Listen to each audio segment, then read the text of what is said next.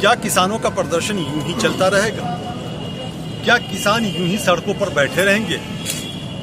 क्या किसानों को जागरूक करने के लिए यूं ही महापंचायतें होती रहेंगी, या फिर इसका कोई निदान भी निकलेगा? आखिर किसान कब तक प्रदर्शन करके सरकार को जगाने की कोशिश करता रहेगा? इसे विडंबना नहीं तो और क्या कह सकते हैं कि सरकार सुन नहीं रही और किसान लगातार प्रदर्शन कर रहे हैं।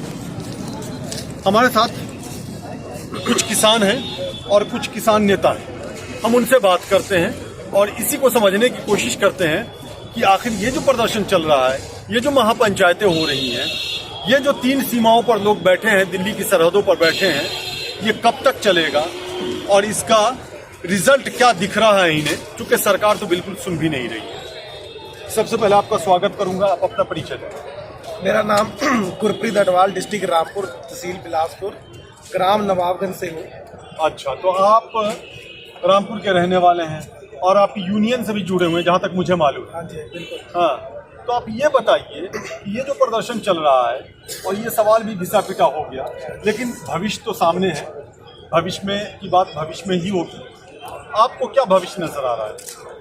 भविष्य देखो, ऐसी बेरहमी सरकार के सामने भविष्य तो अंधकार में नजर आ रहा है, पर पूरी कोशिश किसान ने करी है कि अपनी इस ऐसी अत्याचारी सरकार, जैसे उस दिन हमारे 26 जनवरी को इन्होंने जो हमारे साथ अपनी स्ट्रेटजी से इन्होंने करा, तो अपना भविष्य तो हमें देखी नजर ही कहाँ आ रहा है, खतरे में ही आ रहा है। सारा कुछ खतरे में नजर आ रहा है। देश की पूरी संपत्ति बिकने में लग गई है और इससे ज़्यादा इस पूरे दिन क्या हो सकते हैं। ट्रेनें बिक गई, सारी सरकारी कंपनियां बिकती जा रही हैं, LIC जैसी कंपनियां खतरे में आ गई हैं, तो कोई नज़र नहीं आ रहा, फ्यूचर तो नज़र आ ही नहीं रहा है। मतलब आप लोगों का अपना फ्यूचर भी नजर नहीं आ रहा है? बिल्कुल। किसान देखो जी, किसान का तो जो हाल इन्होंने कर दिया ना, सरकार पहले लंबे समय से ही किसान से तो बहुत किसान का बेहाल था, पर कहीं ना कहीं डामाडोल होते होते किसान अपनी स्थिति को मेंटेन कर रहा था।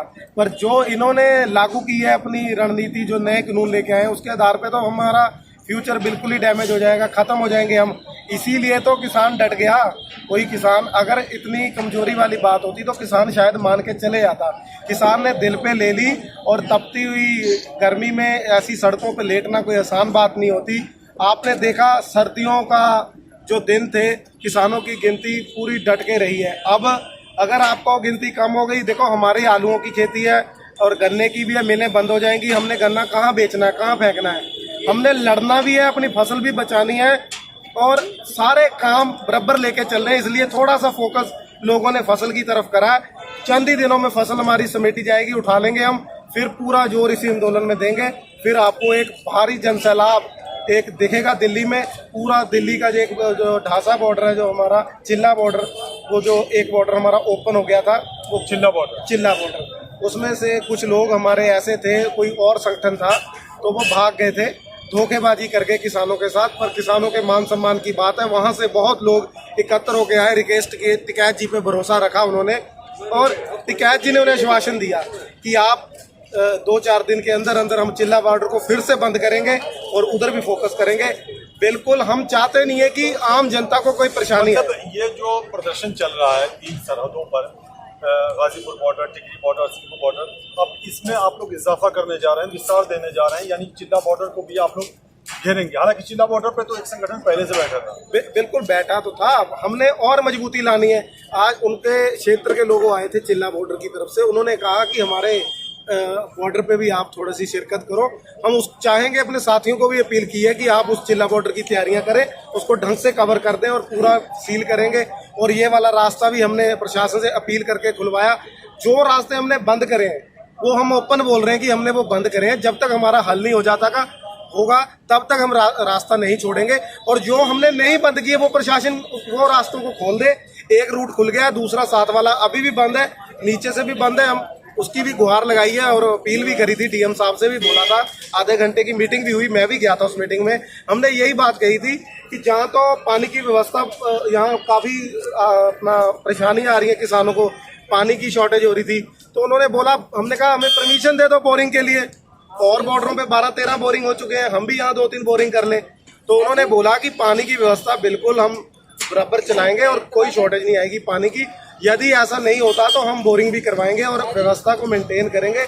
अगर गर्मी इन झोपड़ियों में भी नहीं रुकी तो हम यहाँ भी मकान बनवाएंगे जैसे वहाँ बने। जब हमारा आंदोलन ये फिनिश होगा, हम जीत के जाएंगे तो अपने मकानों को जो ईंटों से हम बनाएंगे उसे तोड़ के अपनी ट्रॉलियों में लाद के अपनी ईंटें अपने घर ले जाएंगे। पर सरकार ये ना सोचे कि इनकी झोपड़ियों में गर्मी लगेगी, जहाँ ये गर्मी से भाग जाएंगे। हम तो देश के लिए मरने बिटने वाले लोग हैं, देश को बचाने वाले लोग हैं, और हमने ही बचाया देश को। तिरंगे के लिए खून बहाने वाले लोग हैं, आन शान के लिए लड़ने वाले लोग हैं, नहीं भागने वाले। ये बहुत मजबूती से, बहुत तैयारी से हम डटे हुए हैं। और अगली रणनीतियां हमारी रोज हम अगली रणनीति के विचार करते हैं, सोते समय भी विचार करते हैं कि ऐसी जालिम सरकार से कैसे मुकाबला किया जाए। चलिए ठीक, आप भी किसान नेता हो, आप युवा हो, आप ये बताओ कि कोई इंडिकेशन सरकार की तरफ से मिल रहा है कि इस आंदोलन को अब यहीं पे रोका जाए या बातों को आगे बढ़ाई जाए? कुछ इंडिकेशन है कहीं से? देखिए, सरकार तो अभी व्यस्त है बंगाल में, पर सरकार से बातचीत की बात चल रही है। पर बातचीत सरकार, क्योंकि बार बार सरकार बोलती है कि एक फ़ोन कॉल करो, वो फ़ोन का नंबर तो आज तक जारी करा नहीं सरकार, और बार बार कह रही है कि जो किसान है एक कॉल दो है। दूसरी बात यह है कि सरकार अगर बातचीत के मूड में होती या हल निकालने के मूड में होती तो बंगाल को महत्व कम देती, यहाँ किसानों को ज़्यादा देती। तीसरी बात यह है कि आज हमारे किसान 275 से ऊपर किसान शहीद हो गया, उनके लिए एक शब्द भी सरकार की तरफ से नहीं बोला गया, एक विनम्र श्रद्धांजलि भी नहीं दी गई। ये ऐसी सरकार है जो सत्ता के घमंड में चूर है। दूसरी बात यह है, सरकार जो है ना कि अभी इलेक्शन पे पूरा फोकस कर रही है, किसानों पे फोकस नहीं कर रही।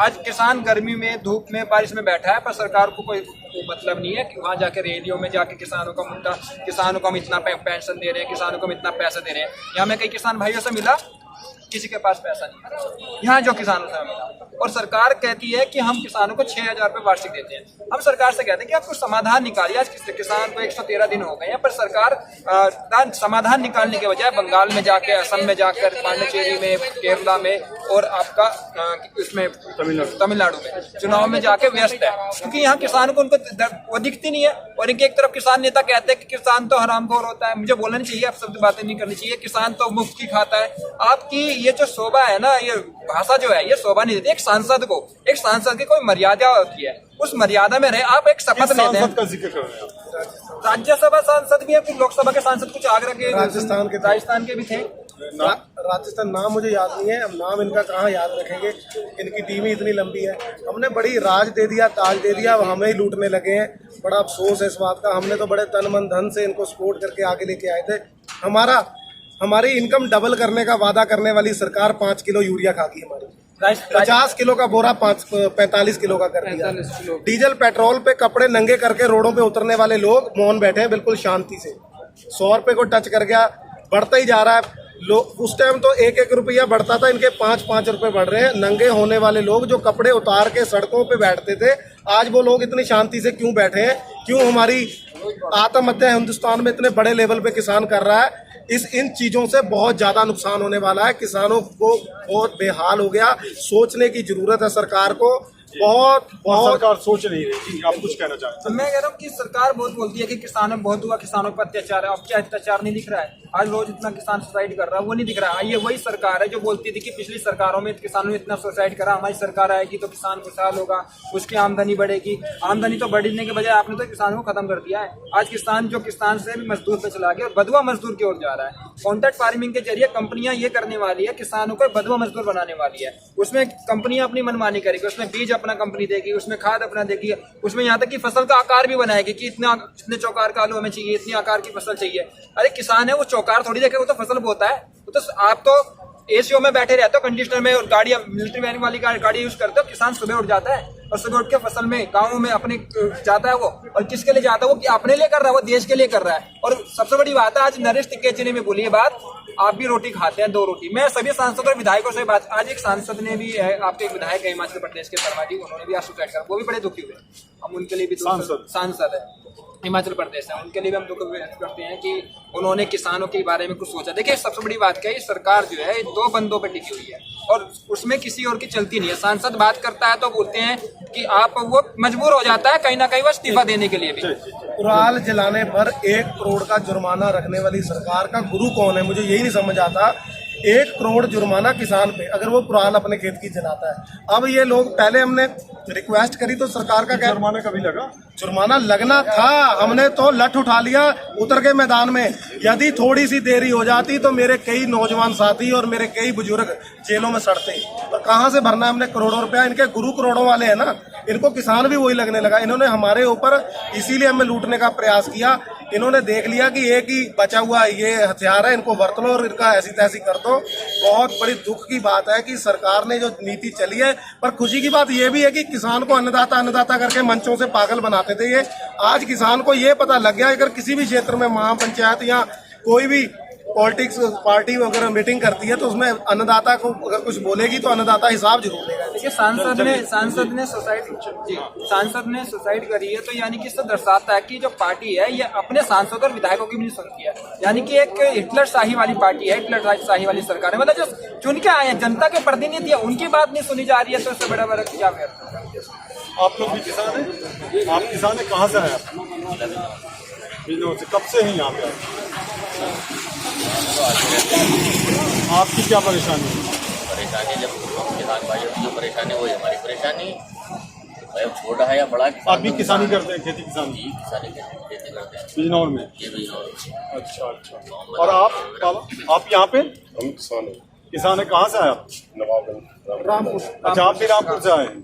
मेरे साथ ही है सर। जी, अच्छा, आपके साथ है? मेरे साथ है। पूरी टीम जत्थे बना के आ रही है।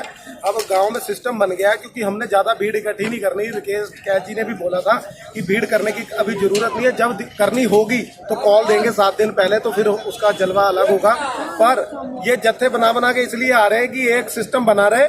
25-30 लोग आते हैं मेरे गांव से, 25-30 चले जाते हैं, 8-8 दिन यहाँ स्टे करते हैं। हमने अपने खेती भी करनी है ना, हमने इसको भी खाली नहीं करना और खेती भी करनी है। और देश का मीडिया ने जो हमारे साथ दुर्व्यवहार किया, जो हमारा अपमान किया, वो रहती दुनिया तक इतिहास में लिखा जाएगा कि किसान अपने हकों की लड़ाई लड़ रहा था और हिंदुस्तान का मीडिया देश के किसानों से गद्दारी कर रहा था। ये लिखा जाएगा हेडलाइन में, ये भूला नहीं जाएगा। ये देखिए, ये एक पार्टी है जो भारतीय जनता पार्टी, बस इसको आपत्ति है ईवीएम में बोलना चाहूंगा।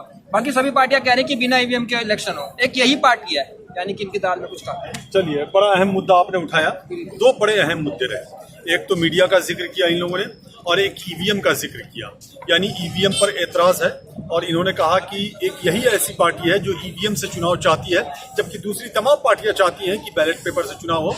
और एक ने मीडिया का जिक्र किया, यानी मीडिया से जो अविश्वास का माहौल बना है वो और भी ज्यादा पुख्ता होता जा रहा है।